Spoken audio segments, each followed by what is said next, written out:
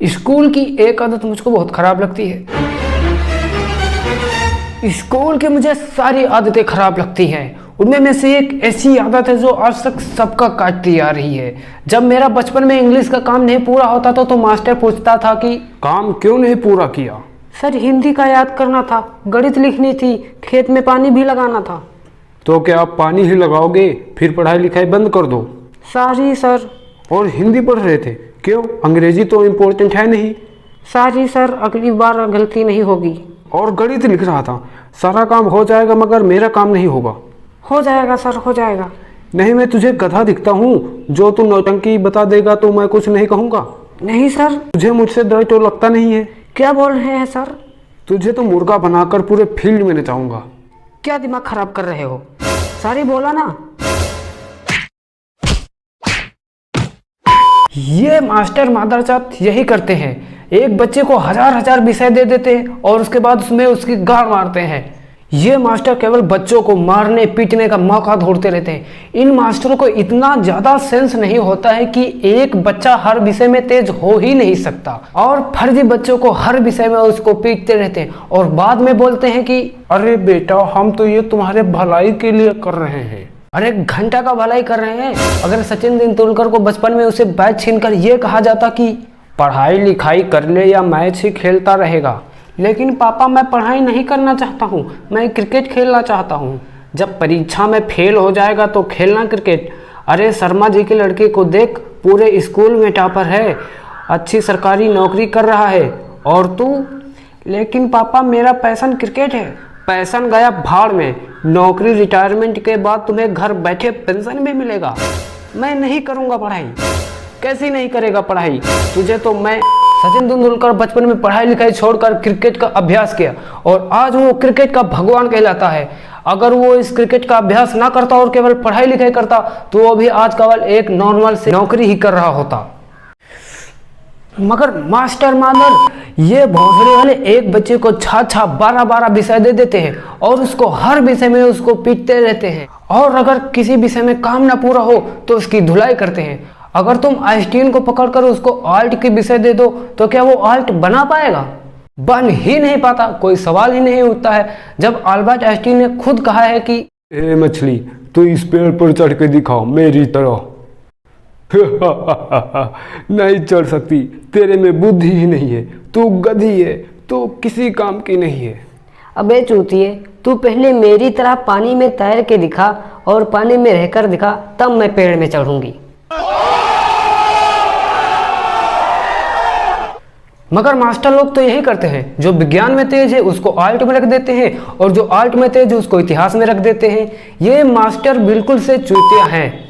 गणित का मास्टर कहेगा गणित ले ले, विज्ञान का मास्टर कहेगा विज्ञान ले ले, इतिहास का मास्टर कहेगा इतिहास ले ले, मगर कोई ये नहीं कहेगा कि अपने पैशन पर काम कर ले।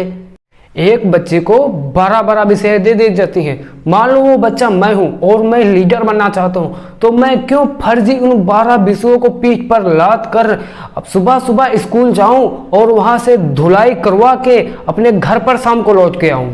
अगर मैं लीडर बनना चाहता हूं तो मुझको क्यों फर्जी हिंदी, इंग्लिश, अंग्रेजी, विज्ञान, नागरिक शास्त्र, अर्थशास्त्र, ये वो और सारी विषयों को पढ़ाते हैं, उसमें पीटते हैं, समय बर्बाद करते हैं और फीस लेते हैं। लेकिन मैं पढ़ाई करके 12 विषयों में गाँव बढ़ा करके और हाथ को घिस करके और रात में आंखें फोड़ करके अगर मैं नौकरी पा भी गया तो जो मैं 12 विषयों में पढ़ा वो मेरी नौकरी में कहाँ पर काम आएगा? वो तो मेरी किस्मत अच्छी थी जो मैंने YouTube पर राजीव दीक्षित जी की वीडियो देख ली और मेरी आंखें खुल गई, वरना मेरी जिंदगी बर्बाद हो गई थी। Bye bye, tata, goodbye, गया ना। ये जब से अंग्रेज भारत आए हैं तब से हमारी स्थिति ऐसी हो गई है। उन्होंने भारत में भारतीय शिक्षा प्रणाली की स्थापना करके हमारी जिंदगी बर्बाद कर दी है। इस शिक्षा प्रणाली से तो आज से 5000 साल पहले जो प्रणाली थी वो अच्छी थी। विश्वास नहीं हो रहा तो आज से 5000 साल पहले गुरु द्रोणाचार्य को देख लो। हालांकि पहले जमाने में निम्न जात के लोगों को शिक्षा नहीं दी जाती थी, मगर जिन लोगों को शिक्षा दी जाती थी वो अब की तरह रोबोट नहीं बनता था, बल्कि उसके अंदर एक नया जोश आ जाता था और वो उसको एक नई जिंदगी मिल जाती थी। इसीलिए पुराने जमाने में गुरु का बहुत ही ज्यादा महत्व बताया गया है और कबीर दास ने इसीलिए गुरु की महिमा का वर्णन करते हुए गुरु गोविंद दोहा लिखा था। और इसीलिए भारत पहले विश्व गुरु था, लेकिन अब केवल इस शिक्षा प्रणाली के कारण नौकर बन के रह गया है। गुरु द्रोणाचार्य के पास 5 शिष्य थे। अगर वो चाहते तो पांचों को सभी प्रकार की स्किल दे सकते थे, सभी प्रकार का ज्ञान दे सकते थे, लेकिन उन्होंने ऐसा नहीं किया। उन्होंने पहले उन 5 शिष्यों के अंदर उनका पैशन खोजा और उन्होंने उस पैशन को खोजने के बाद उस पैशन के हिसाब से उन शिष्यों को ज्ञान दिया। जैसे कि अर्जुन को धनुधर बना दिया क्योंकि वो धनुष चलाने में माहिर था, और नकुल और सहदेव को तलवार और कुल्हाड़ी मारने में माहिर बना दिया क्योंकि वो इन चीज़ों में माहिर थी। और भीम जो गदाधर था उसको गदी की विद्या दी क्योंकि उसके पास बहुत ही ज़्यादा शक्ति हुआ करती थी। और युधिष्ठिर जिसके पास लीडर बनने के गुण थे तो उसको लीडरशिप का ज्ञान दिया और उसको अपनी सेना का लीडर बना दिया। अब अगर इस स्थिति में गुरु द्रोणाचार्य अर्जुन से बोलते कि शिष्य अर्जुन सुनो, क्या हुआ गुरुजी? मैं कह रहा था कि तुम तलवारबाजी कर लो, तलवारबाजी में फायदा है। लेकिन गुरुजी मैं तो तलवार पकड़ना भी नहीं जानता, चलाऊंगा कैसे? और मुझे तलवार चलाना पसंद भी नहीं है। अरे पसंद नापसंद को मारो गोली, ये देखो तलवारबाजी में कितना दम है। ठीक है गुरुजी। अगर ऐसा अर्जुन के साथ होता तो क्या अर्जुन श्रेष्ठ धनुधर बन पाता? धनुधर तो गया भाड़ में और ढंग से तलवार भी नहीं चला पाता।